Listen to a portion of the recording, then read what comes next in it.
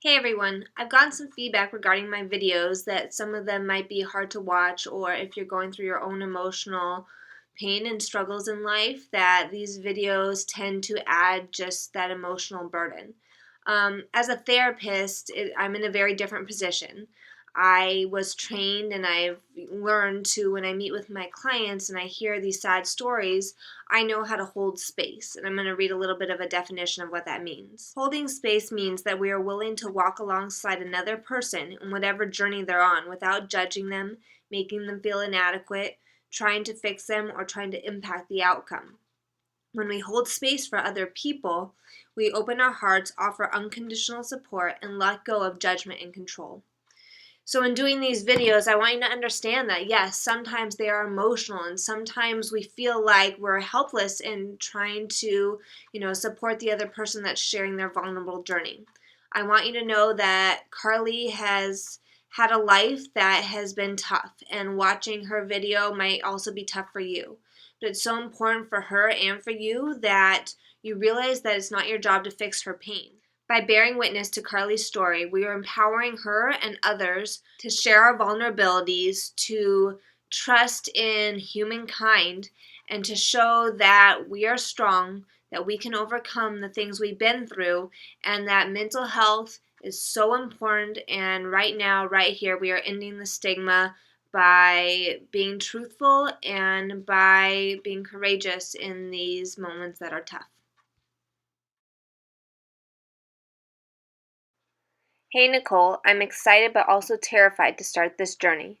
The idea of confronting and digging up everything that I've buried for so long has all been nothing less than terrifying. I'm also really nervous about the interview we did being made public. I feel like I've been so emotional that everything I shared was all over the place and may not have made sense or came out right, so I hope I get my point across in the mess that I shared. If there's just one point I want to make in sharing that interview is that no one should ever suffer in silence. I don't know how much my story will help or impact others, but I hope that by encouraging people to speak up against the things that are uncomfortable and painful to talk about, that we can educate and train people to respond differently and hope for the future of a better humanity. Rape, neglect, abuse of any kind, and silence should no longer be tolerated. I think the real psychological effects of traumatic experiences are never really brought to light, but rather treated culturally to be shamed or not spoken of or even normalized, especially by abusers. I hope that others who may have gone through the same or similar experiences will fight for their voice, know that their feelings are valid, and that every person has a purpose for being here. As painful as this has all been, I appreciate what you and Cliff are doing, and I think that as uncomfortable as these things are to talk about, it's necessary for change. I'm just at a place where I think I've just spent so much time numbing myself and trying to survive that now I actually get to take an opportunity to go and figure out who I am and what I stand for and what I believe in. And I think I even remember talking about in Cliff's class wanting to do photography to help abuse victims or kids that have just gone through hell and help the homeless and do whatever, and so I'm happy to get a fresh start. So how long ago was that? Trying to silence the pain in a different way. Yeah. It just magnifies it and makes it worse. And so it has to be I can't live in a car. I can't do that. I don't want to do that ever again. I don't want to end up in a motel. I want to do better for myself.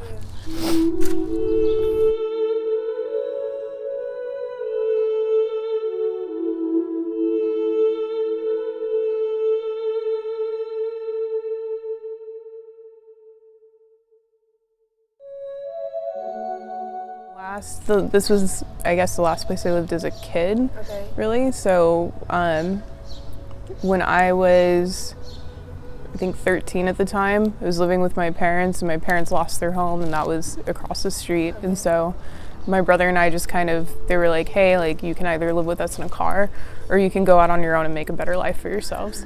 And so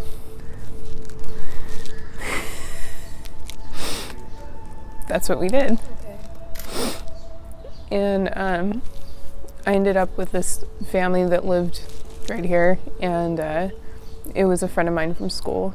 And I went over to her house one day and I just said, hey, like, I have nowhere to go. Can I live with you guys? And he said, yeah, sure. And I think with living there was a lot of things that weren't done right. And I mean, I would come home from school and they would say, hey, we want to have family time tonight. You're not part of the family. We'll give you 10 minutes to get your stuff and find somewhere else to go for the night. So I would just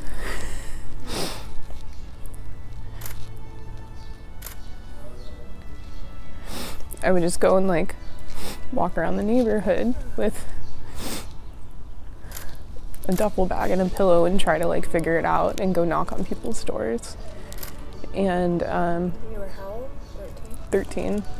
Or I would have to go and like sit at the park until somebody came home. I slept on a floor every night, and I shared a room with my friend. And every night I would sleep on the floor, and a lot of times it was cold. Her mom always ran the AC, but I never had a blanket. Just had to use like my dirty laundry or a sheet. If I wasn't warm enough, I would have to like dig through her closet and find jackets to cover myself with if I was cold. I would sleep in her trash a lot. Wouldn't clean her room, didn't want to move stuff, so I just had to sleep in it or move around it, or her dirty clothes or whatever. It got to a point where eventually they stopped feeding me. And the mom was actually ran a home daycare for kids. Oh, wow. And when I was there, when they would go grocery shopping, I remember them putting me in front of their fridge and pointing out all the food that was theirs and everything that was theirs that I couldn't touch, and all the food that belonged to those kids that she watched that I couldn't touch. So they would leave me with like a head of lettuce and a can of beans, and it's like, here you go. And so I remember there was a couple of times where I'd get up in the middle of the night thinking everyone was asleep, and I would go and try and search through the fridge for something, and the mom would just be hovering over me from behind, what are you doing?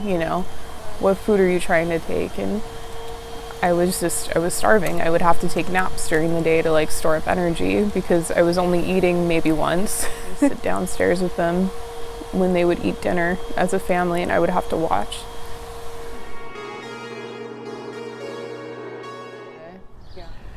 Yeah, so they would make me sit downstairs, and while their family ate dinner, I couldn't be upstairs in the room. I couldn't be anywhere else. I'd have to sit there with them while they were eating. They never cooked really. They would always pick up fast food, or the stepdad would. Every night he'd come home from work and he'd bring home something. So their dog would even get a meal. And if I was really hungry, I could split a meal with the dog. Wow. Or I could eat his leftovers if there was anything left. But yeah, they wouldn't bring me anything. They never thought to ask questions. They never it's I'm living there, but I couldn't work. I couldn't pay any rent. I was too young. But yeah, I don't know if I was too expensive to be there, but they never said anything. It's just, let's just make her watch us eat dinner. Let's just make sure that she doesn't eat our food. And so, yeah, the dog would have a blanket to sleep on, and I wouldn't. I couldn't use the blanket because it was the dog's blanket. Or if my friend didn't want me sleeping in her room one night, I would have to sleep downstairs on the floor because the dog slept on the couch, and that was the dog's place. Yeah, so I got the floor. So I ultimately felt like I was less valuable than an animal. So, yeah, if I needed to take a shower, there was only one bathroom with a shower, and it was connected to the master bedroom. The stepdad slept in the master bedroom. The wife slept downstairs on the couch, and their daughter had her room. And so if I took a shower, I had to leave the doors unlocked in case anyone needed anything, or leave the door cracked to his room. Yeah. The girl that I was friends with would have guys over all the time, that were much older than her. She was really overweight when she was younger, and her mom encouraged her to find her worth in men, be desirable by somebody. And so we're in junior high, and she would bring guys home that were in high school that were much older, and I would have to go upstairs with her when she's, hooking up with guys, just so her mom wouldn't be suspicious. I would have to sit there in the room with her when she's, doing sexual favors or whatever. Like, I would have to do things too, just so it was like, keep this guy company, and, if you don't, I'll tell my mom you stole something, or, you'll...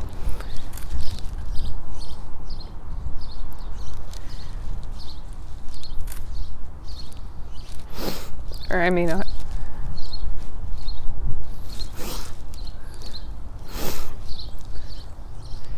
Or I may not have a place to sleep that night. Or, and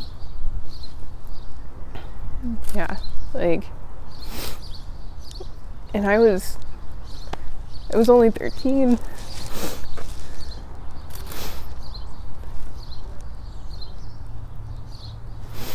And I was still going to church too.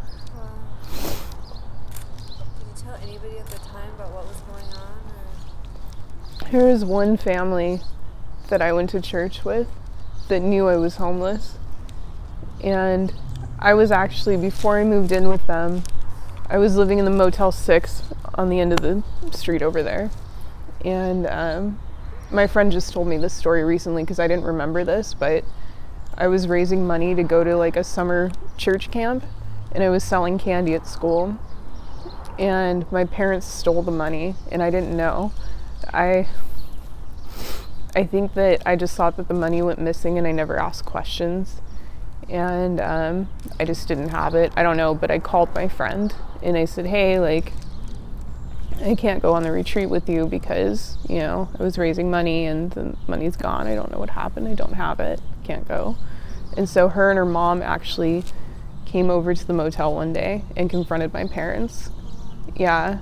And I wasn't there. I don't know where I was, but she told me this story, and she's like, my parents brought, or her and her mom brought food, and they brought like a little stove and stuff for my parents to cook on. And her mom confronted my parents and said, like, hey, we're going to give you these things, but you have to give your daughter that money back that she was raising. Why didn't anybody ask questions? Right. Why wasn't anyone more concerned? Yeah. And I never said anything because I thought that I would go into the foster system, and that was going to be way worse than me just having the option of at least keeping in contact with my family, or having more of a choice, I guess. But I can't tell you how many times I've heard, we've almost adopted you, but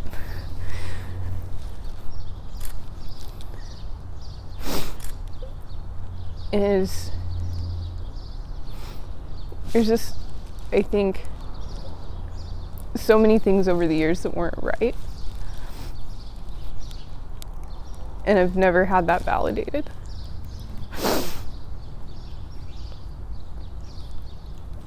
And so now, as I'm older, stuff's just happening. Like, something will get triggered. I'll have a flashback. I'll have night terrors. Like, I was in a grocery store one day, just shopping, and I heard a song come on the radio that reminded me of being in junior high, put me back into that girl's room, starving, sitting on a floor crying, and I just started weeping in the middle of the grocery store, and I didn't know why.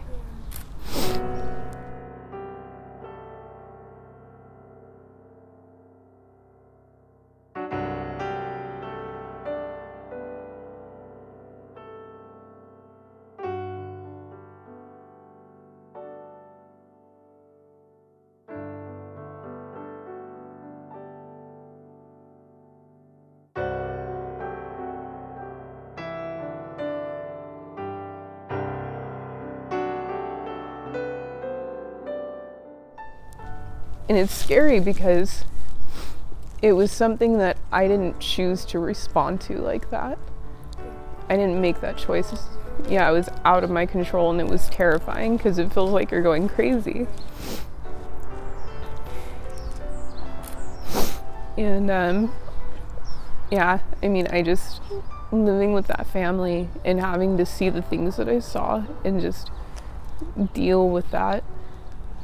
There was one time when I was in high school and I'd moved away, went and lived with my aunt in the Bay Area, and she didn't even want to keep me, so she sent me back here.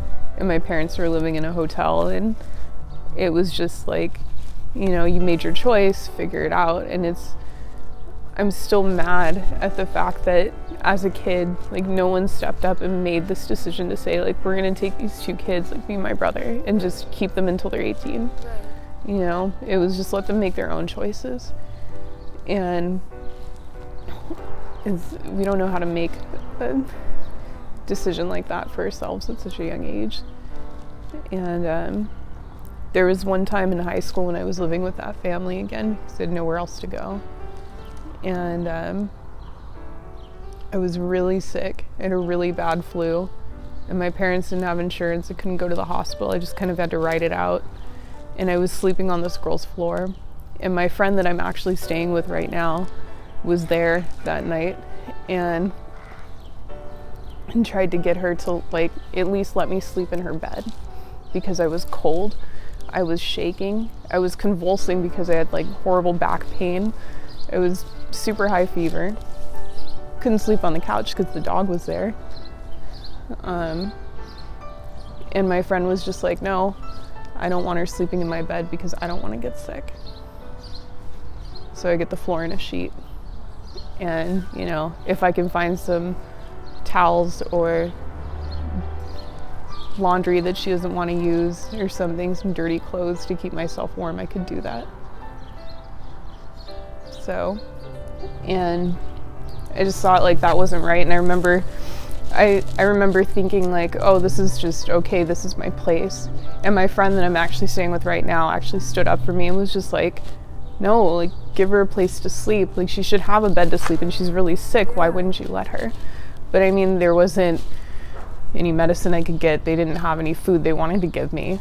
I just had to take what I could get being there. Yeah. And I just thought that this was normal. And so spending my entire life going through that, like, I'm just worth being called a piece of trash or worth being made fun of. I mean, their friends would mock me because I was poor. I would have kids, like, follow me through the alleyways, throwing trash at me, asking me what it was like to have parents that, you know, ate food out of a dumpster, slept in a car. A lot of kids took advantage of, I think there were, I don't know, this is just in my opinion, I think there were a lot of people that were hurting, and maybe they, like, preyed on my disadvantages to make themselves feel better. But I just had to think that I should be grateful for what I had. And that's where it was hard. I was actually working once as a caregiver, and I think I was working like 7 days a week, sometimes 10 to 12 hours a day. And this is when all this stuff started coming up and happening. And I was at work one day, and this couple that I took care of, they liked watching the news. And so somebody came on the news on TV and was yelling. And when they started yelling, I had like a flashback. And I was in that family's kitchen, opening up the fridge, searching for food, and getting yelled at because I was looking for something and I was starving. And it was so scary, like, to be somewhere, physically know where you're at, and have no control over your mind responding in that way. And then not being able to figure out what it is, or it was terrifying. Like, I just had to go through life like this was normal. But yeah, that family was terrible. In junior high, I spent a year with them. And then in high school, I think I spent maybe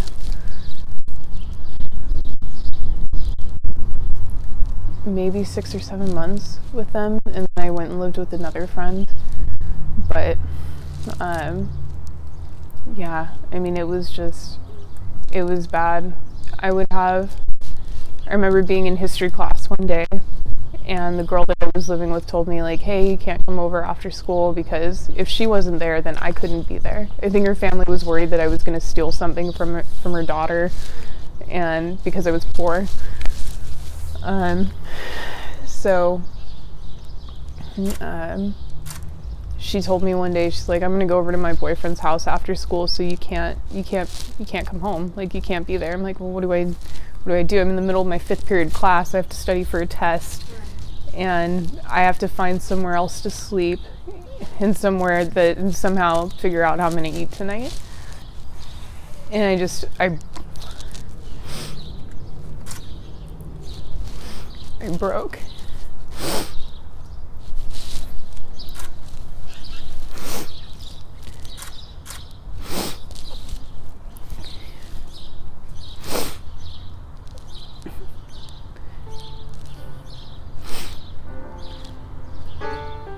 Like, that was my priority in school.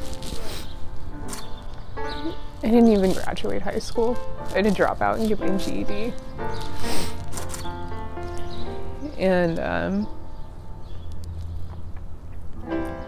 there's just so many things that were so, like, lacking of just being human. And I mean, just a person's response to how to care for another person. It's like they are at that point my legal guardian, like, in your possession, and this is how I'm being treated. And can't imagine what it's like for kids that are in the foster system, for people that just see them as a paycheck.